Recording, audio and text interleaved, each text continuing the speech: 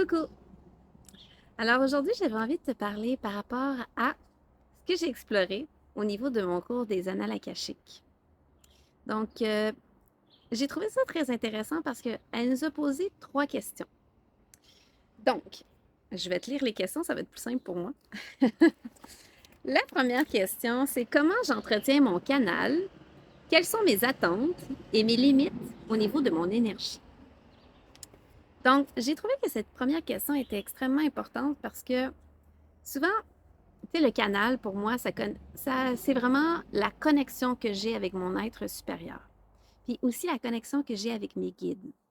Et le fait de me demander comment moi j'entretiens ce lien-là avec mes guides, avec ma connexion intérieure, c'est vraiment pertinent parce que ça me permet de voir où est-ce que j'en suis un petit peu.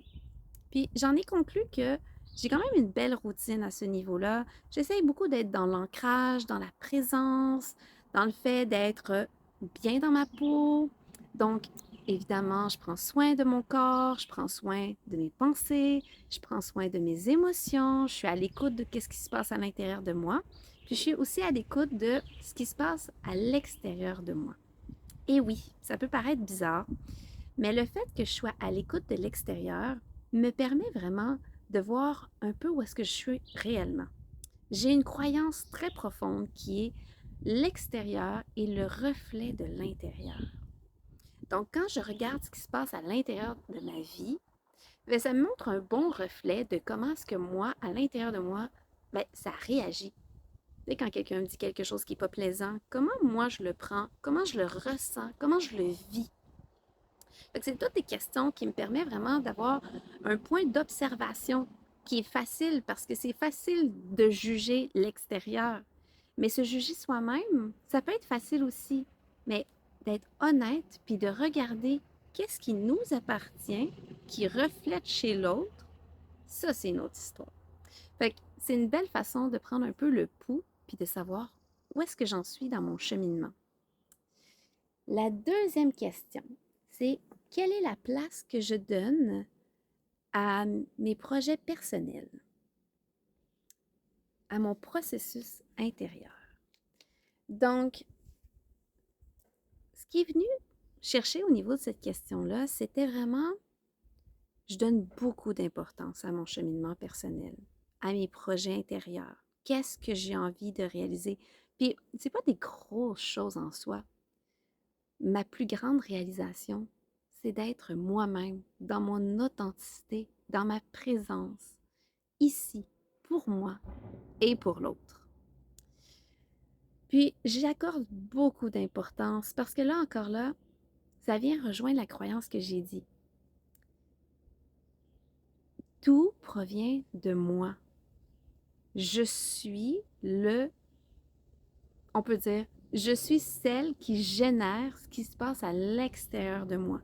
Donc, quand moi, je vais bien, quand moi, je m'intériore, quand je travaille sur mes défauts, sur mes réflexes, sur mes croyances, eh bien, concrètement, ça se rejoue à l'extérieur de moi en forme de miroir qui me permet d'être de plus en plus connectée et surtout de mieux en mieux. Parce que c'est surtout ça que j'ai envie, un bien-être magnifique pour moi ainsi que pour les autres. La troisième question, c'est comment suis-je en service dans le collectif? Ça a été une bonne question. Honnêtement, les deux premières questions, quand je les avais faites, je m'étais demandé, je m'étais dit, c'est pas pire. Je pense que je sais pas mal où est-ce que je m'en vais, je sais pas mal où est-ce que je suis. Mais au niveau du collectif, je me suis demandé, bon, je fais pas de bénévolat en soi, je suis pas là dans une mission humanitaire, j'ai pas écrit un livre qui a révolutionné le collectif. Fait que ça m'a placé vraiment dans le questionnement de comme, hey, mais qu'est-ce que je fais autour de moi qui me place dans le je contribue à l'humanité? Et la réponse qui m'est venue m'a ramené vraiment plus dans quelque chose de simple. Parce que c'est là que j'ai réalisé que j'ai pas besoin d'aller sauver les baleines pour aider le collectif. J'ai pas besoin de m'inscrire sur Greenpeace puis d'avoir des actions humanitaires pour y aller. Oui, ça serait bien, mais ce n'est pas seulement ce qui est là. Comme je t'ai déjà expliqué, moi je suis une maman. J'ai 3 enfants à la maison.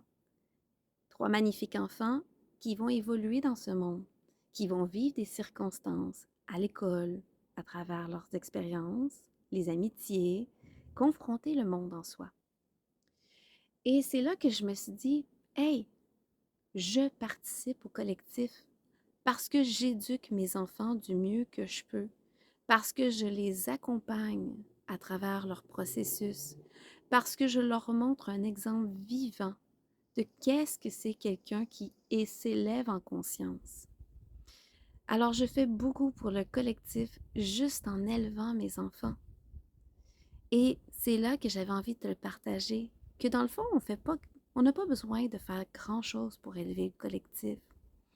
Quand tu travailles sur toi, quand tu prends conscience de qui tu es, de- pour devenir une meilleure personne, ben c'est là que réellement il y a quelque chose qui change. Quelque chose qui change parce que toi, quand tu changes, ben tu fais changer aussi les autres personnes. Parce que tu deviens un modèle, parce que tu montres qu'il est possible de vivre autrement, qu'il est possible de réagir autrement de ce qu'on a appris, de qu'est-ce qui nous a été forgé à travers la société. Alors c'est un rôle inestimable d'être parent.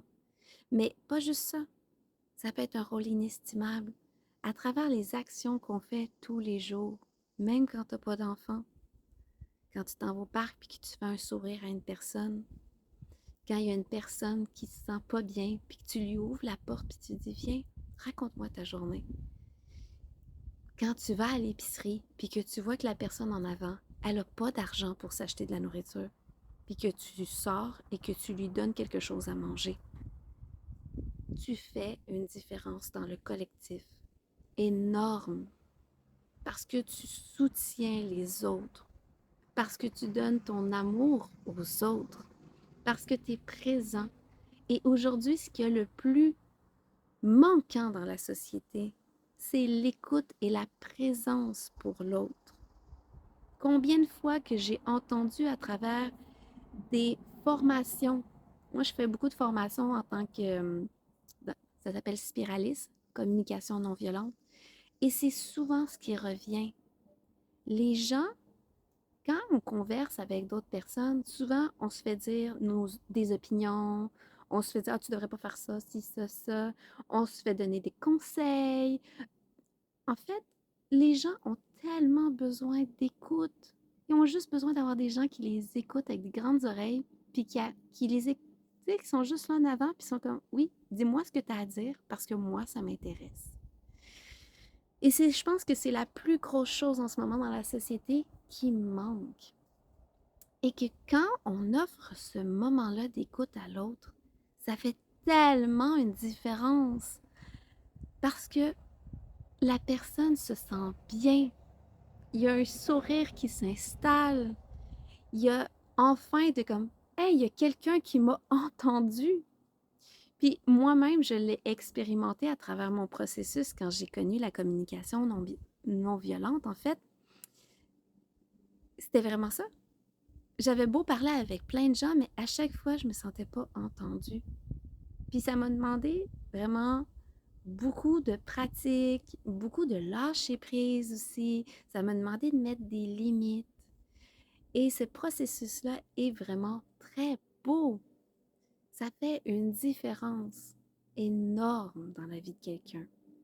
Alors la prochaine fois, quand on se pose la question comment je peux élever le collectif, mais la réponse est tellement simple.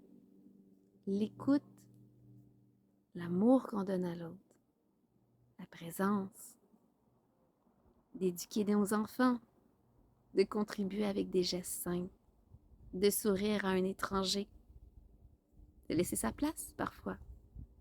Toutes des choses qui rendent le monde heureux, toutes les choses qui augmentent le bien-être de notre collectif. Et je crois profondément que si chacune des personnes le fait, on vivra des réalités beaucoup plus agréables dans ce monde. Alors, petite invitation du jour, qu'est-ce que toi tu fais à travers le collectif? Qu'est-ce qui sont les petites choses que tu peux déjà mettre en action qui prend vraiment pas beaucoup de temps? Si ça prend plus que 5 minutes, c'est déjà beaucoup. Un sourire, de l'écoute.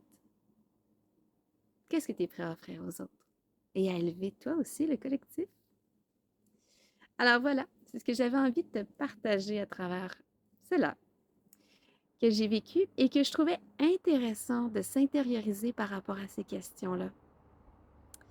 Et si toi, ça te tente aussi, je te mettrai les questions en commentaire et tu t'amuseras à ton rythme pour voir qu'est-ce qui en ressort pour toi aussi. Alors voilà, c'est ce que je te laisse sur cela. Je te souhaite une excellente journée avec amour. Je t'embrasse.